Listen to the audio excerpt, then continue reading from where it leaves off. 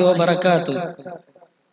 بسم الله والحمد لله والصلاة والسلام على رسول الله وعلى آله وصحبه أجمعين، أما بعد فأعوذ بالله من الشيطان الرجيم. بسم الله الرحمن الرحيم.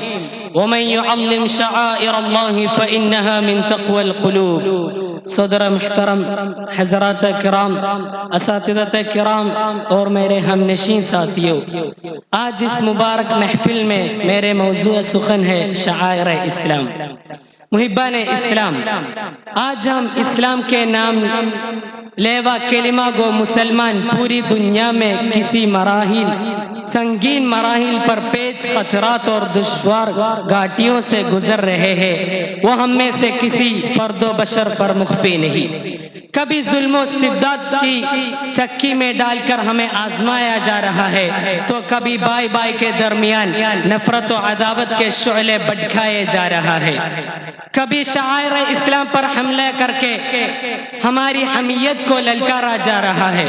غرض آئے دن اسلام اور مسلمانوں کے خلاف اعلانیہ اور خفیہ طور پر سازشیں کی جا رہی ہے. نت نئے مسائل کھڑے کر کے مسلمانوں کے خلاف اور شعائر اسلام کے خلاف غلط پروپیگنڈے کر کے مسلمانوں کے شیرازے بکیرنے چاہتا ہے. یہ شیطان کا ایجنٹ پیروان اسلام جو ہمیشہ ستانے کے چکر میں لگے رہتے ہیں، اور اس کا سب سے پہلا ہدف اسلامی شعائر کو مٹا کر مسلمانوں کے قوی جذبات اور احساسات کو ختم کر دینا ہے. کیونکہ انہیں یہ معلوم ہے کہ مسلمانوں کے اندر جب تک قوی جذبات اور احساسات باقی رہیں گے انہیں کوئی بھی مٹا نہیں سکتا. اسلام کی فطرت میں قدرت نے لچک دی ہے، جتنا ہی دباؤ گے اتنا ہی ابھرے گا. وہ مسلمان جو ہمیشہ عدل و انصاف کا پے کر رہا ہے، غریبوں اور بدحالوں کا پرسان حال رہا ہے، دہشت گردی اور فرقہ پرستی کے خلاف ہمیشہ جد و جہد کرتا رہا ہے، آج انہیں پر فرقہ پرستی اور دہشت گردی کا الزام لگا کر انہیں جیلوں کے سلاخوں کے پیچھے دھکیل دیا جاتا ہے اور ان کا مساجد کو منہدم کر کے ان کی جگہ مندر تعمیر کر دی جاتی ہے. مساجد و مدارس کی تعمیر پر پابندی عائد کر کے اسے کھلواڑ کیا جاتا ہے. یہ بھی اعلان کیا جاتا ہے کہ لاؤڈ سپیکر سے جو صدائے توحید بلند ہوتی ہے اسے بند کیا جائے. یہی نہیں بلکہ یہ بھی اعلان کیا جاتا ہے کہ مسلم پرسنل لا کو ختم کیا جائے، یکساں سیول کوڈ نافذ کیا جائے. شادی میں جو قوانین غیر مسلموں کے لیے وہی مسلمانوں کے لیے ہوگا. طلاق میں جو قوانین غیر مسلموں کے لیے وہی مسلمانوں کے لیے ہوگا. تدفین میں جو قوانین غیر مسلموں کے لیے وہی مسلمانوں کے لیے ہوگا. فَانْكِحُوا مَا طَابَ لَكُم مِّنَ النِّسَاءِ مَثْنَىٰ وَثُلَاثَ وَرُبَاعَ کے ذریعے قرآن نے جو ہمیں 4 شادیوں کا اجازت دی ہے اسے بند کیا جائے. شہدائیان اسلام یہ ایک طرف ہے، دوسری طرف شان رسالت میں گستاخیاں کی جا رہے ہیں، جبکہ غیروں نے بھی ان مبارک ہستی کی جامعیت و تقدس کی اعتراف کیا ہے.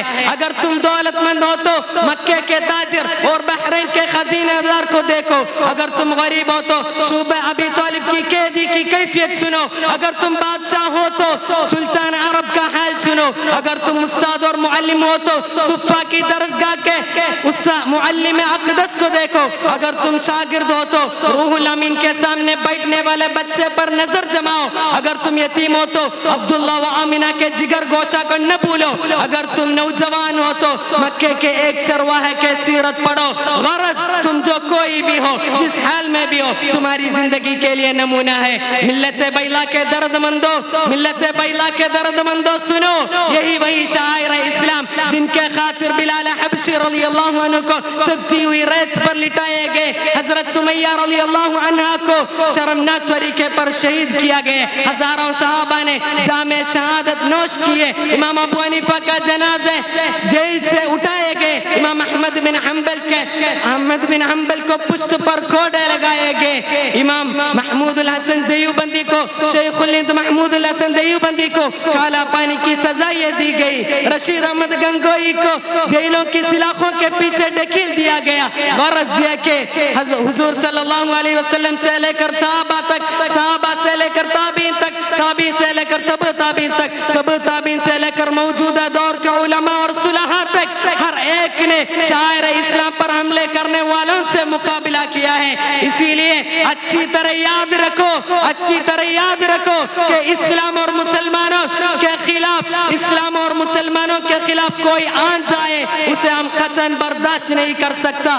یہ وہی برداشت کر سکتا جس کو اپنے دین اور شاعر اسلام پر کوئی شک ہو اور مذہب و شریعت سے محبت نہ ہو۔ تم اپنے دماغ میں اس بات کو اچھی طرح صاف کر لو کہ ہم ان لوگوں میں نہیں کہ اسلام مٹ جائے اور ہم اپنے جان بچاتے رہے۔ شعر کا ایک دن کیرڑ کا 100 سال سے بہتر ہے۔ شاعر نے کیا خوب کہا، کھلونا سمجھ کر نہ برباد کرنا، کھلونا سمجھ کر نہ برباد کرنا، کہ ہم بھی کسی کے بنائے ہوئے ہیں۔ اسی لیے اللہ تعالی ہمیں ان کی دین کی حفاظت کرنے کی توفیق عطا فرمائے۔ وآخر دعوتی ان الحمدللہ رب العالمین، والسلام علیکم ورحمۃ اللہ۔